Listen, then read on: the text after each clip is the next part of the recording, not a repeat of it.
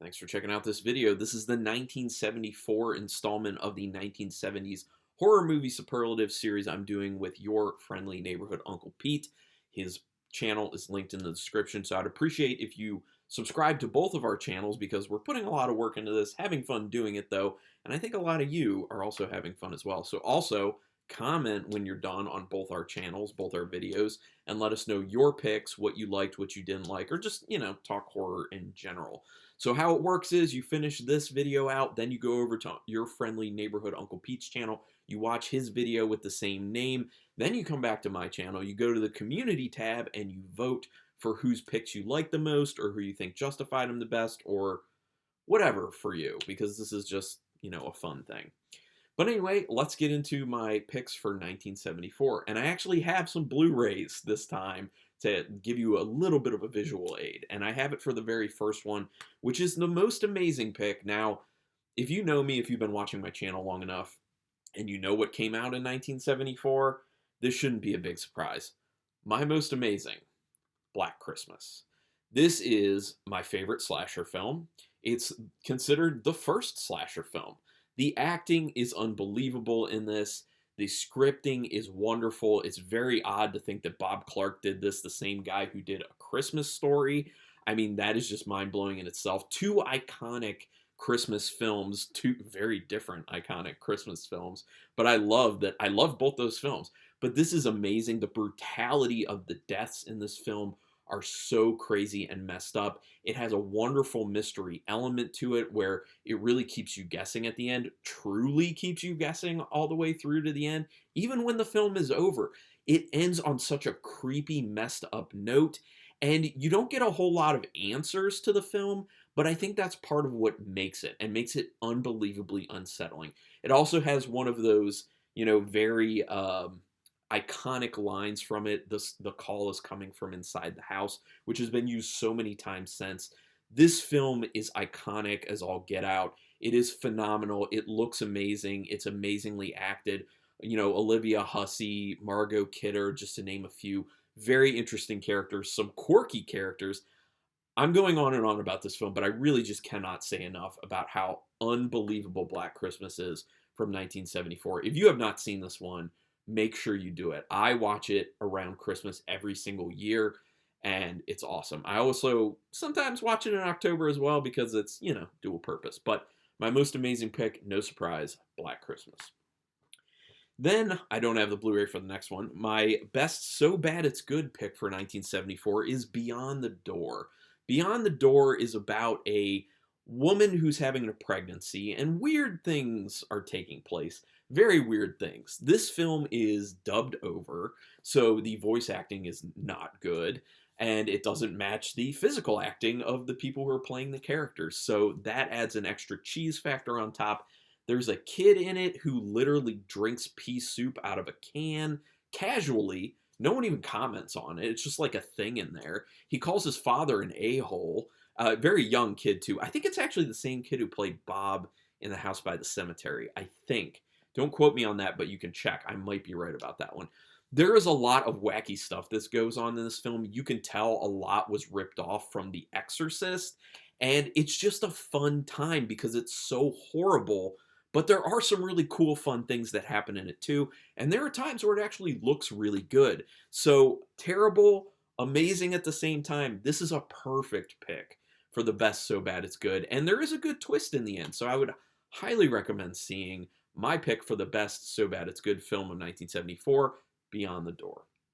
Now that leads me to my most WTF pick for 1974, and that's going to be Blood for Dracula. Now this is a Paul Morrissey film and has Andy Warhol attached to it, although how actually involved he was is very much up in the air. I actually have a review for this on my channel, also for Black Christmas, and I think Beyond the Door. If it is, that one's old, but yeah. So Blood for Dracula, Paul Morrissey, influenced by Andy Warhol. I don't think Andy Warhol did much other than lend his name to it and give him a few script ideas. But it stars Udo Kier in it as Dracula, and the story's just all over the place. It doesn't really make sense. There's really weird things that happen, but the most WTF thing about this film is Udo Kier's acting. I mean, all the acting is like not good and laughable, but Udo Kier's acting is so crazy, over the top. You will constantly be thinking or saying aloud, WTF, with all the choices that went into this film. There's a freak out scene that goes on where Dracula is like puking up blood, and like the noises and the physical acting that he's doing are insane. There is a really cool dismemberment scene in this film towards the end that I highly recommend seeing. That was a lot of fun. But yeah, I mean, it's still a fun film, but it is very WTF. There are a lot of weird choices made with this film. You will constantly be saying WTF when you watch this. So that's why Blood for Dracula is my pick for the most WTF film. Although I also could have picked it for best gore, because there was some good gore with that dismemberment scene. So the next pick is for best gore, and this one's a little bit hard. I mean, in the 70s in general, it's hard to pick best gore just because the 80s is where gore really took a huge step up and became impressive. Prior to that, it really wasn't, except for things kind of like Wizard of Gore by Herschel Gordon Lewis, which was already a pick from 1970 for me. But my pick for best gore is Frightmare. Now, this is a British film about a woman, a mother of a family who ended up going to a mental institution because she was murdering people. She would do like tarot card readings for people and then play the death card at the end and then murder people. And she went away to an asylum. She gets out and she's being kind of kept in secret. And the family's trying to keep her killing under wraps. But it's a horror film, so as you can assume, that doesn't play out. But the gore in it is pretty good, actually. It looks really good. There are a few scenes where stuff happens to people's eyes, and they show a close-up of the messed up face with the eye socket missing the eyeball, and it looks good. That's why I'm calling this best gore. There's also a scene of someone getting like a hot branding iron in their stomach, which is pretty well done. So it's my pick for best gore. Some people may think it's a little bit of a stretch, but almost everything for picks, as far as, unless it's a Herschel Gordon Lewis film, is going to be a bit of a stretch for the 70s. But I do recommend Frightmare if you haven't seen it. Now, don't get that confused. There's an 80s Frightmare film, which I have not seen, but I can recommend the 74 Frightmare film. It actually is good. It's got good twists to it, and it is a fun time. Really good acting in it as well. Really enjoyed it. So Frightmare, my pick for best gore. Now my most unique film. I actually surprisingly don't own this, and I thought I did, but I went through my collection back here and I don't have it. So I need to rectify that. The Texas Chainsaw Massacre. A lot of people probably wanted me to pick that for the best, the most amazing, but for me it's not. Black Christmas is a clear winner. Texas Chainsaw Massacre, very close second, I would say, but it's a pioneering film, which is why I put it in most unique. It kind of pioneered the popularity of that kind of like dirty southern gritty look to horror films, and it just felt so depraved and disgusting and real and dirty and, like I said, gritty.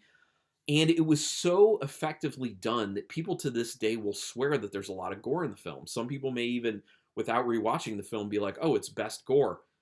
There isn't really any gore in the film. A lot of the violence, a lot of the deaths is actually off screen, but it's hinted at so severely, and the tension is so much, and the situations are set up in such a way that you feel it, and when you're thinking about it much later, your brain just fills in the terrible stuff that happened. It's very effectively done, and it really made kind of like the whole serial killer thing, because it was obviously based off the true events of serial killer Ed Gein. It made that a lot more popular. It also, spawned a lot of films that use the same type of stuff, like, furniture being made from bones and skin being used, and people were cannibals. Not like, there weren't cannibal films prior to that, but became more popular after this. So easy to see why my most unique pick is the Texas Chainsaw Massacre. So now moving on to the most overrated, which surprisingly I own. I do like it. I don't love it. I bought it before seeing it, but if I had seen it first, I would not have bought it. But that is a giallo film. It is The Perfume of the Lady in Black. Now, like I said, it's good. Like, it looks great. But the biggest problem with this film is it's very slow. It is insanely slow. The pacing is awful. Gets pretty boring for the duration of the film. Now, in the end, there is a really cool idea behind it, and I have an in-depth review on it that I think did a really good job of throwing out a really cool theory that makes this film come together a lot better in the end. So if you want to check that out, you can. But I mean, that's cool. It's definitely one you only want to watch once. Now, I see a lot of people in the Giallo community talk about this one from time to time. It gets way more attention than a lot of excellent Giallo films, and that's a pity because this is not a great Giallo film, honestly, because like I said, pacing's really bad. It's pretty boring for the most part, but it looks good. It's worth one watch, but that's why The Perfume of the Lady in Black is my pick for the most overrated film.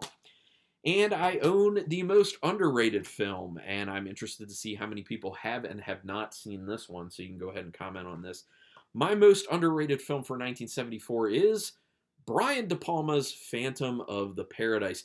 Phantom of the Paradise, obviously a takeoff of Phantom of the Opera, but it's a very interesting take. Still using music. It's basically a musical horror film where the music is actually really awesome, which, you know, the original Phantom of the Opera, I've actually seen it performed live. I mean, the music's excellent. It's wonderful. And this is different, but equally as excellent. The music is equally as excellent. But it's basically about a guy who's a musician, and he has basically everything taken from him. He becomes mangled in a way, and he comes back with, you know, his... I'll show you a closer look at that. His mask that looks really interesting and iconic. He also has his voice kind of messed up, so it's like electronic. I was going to say electronic eyes. Like, it's an electronic sounding voice, which is an interesting take on it. But it's a really cool story. It's really well done. Obviously, it's Brian De Palma, so it's shot insanely well. And things really come together at the end. There's obviously a good amount of horror. People are getting killed. I mean, the original Phantom of the Opera has plenty of horror to it. This just takes it to a different level, and this film is wonderful. If you have not seen Phantom of the Paradise, do yourself a favor, watch it. I also have a review for this one on my channel, so you can check that out. But Phantom of the Paradise by Brian De Palma, my most underrated pick of 1974. So that's it, everyone. Had a great time with this particular year. Some wonderful picks there. I've been watching so much 70s film, and there's some real stinkers. There's some real surprising, awesome stuff, but I'm going to tell you about those. Oh, I will say real quick for anyone who wants to check it out, I wouldn't recommend it. I didn't watch it, but I read about it. Probably the most lock for WTF pick for 1974 if you watch it, but I did not, so I didn't pick it. It's called Wedding Trough. Not going to say much about it because YouTube algorithm and I might get demonetized for it, but look it up on Wikipedia, what it says about the description of the movie Wedding Trough. I think it's from the Netherlands. Sounds super messed up. Definitely something I read about and was like, I am not going to watch this. I know this is something I don't want to watch, but that probably would be my pick for most WTF if I watched it, but I will never watch it. Interested to see if anyone has actually seen that one, so go ahead and put it in the comments. Like I said, go ahead and check out the same video of this naming for your friendly neighborhood Uncle Pete, whose channel's in my description. Then come back, vote, and yeah, subscribe to both our channels. Hit the notification bells for both our channels. We appreciate it. Have fun with this like you've been having, and until next time, keep it brutal.